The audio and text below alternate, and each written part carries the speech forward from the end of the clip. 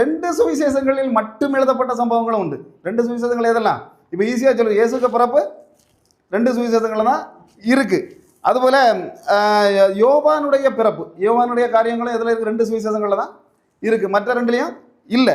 இயேசு ஜெபம் பண்ணார், அப்போ இயேசுவின் ஜெபமும் எதில் தான் இருக்கு? ரெண்டு சுவிசேஷங்கள் தான் இருக்கு.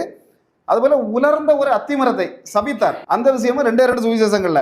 தலைமுறை பட்டியல்களும் ரெண்டு சுவிசேஷங்கள்ல தான், இயேசுடைய தலைமுறை ரெண்டு சுவிசேஷங்கள்ல தான் இருக்கு. மலை பிரசங்கம் பண்ணாரு, இதுவும் ரெண்டு சுவிசேஷங்களை தவிர வேற எதுலையுமே இல்ல.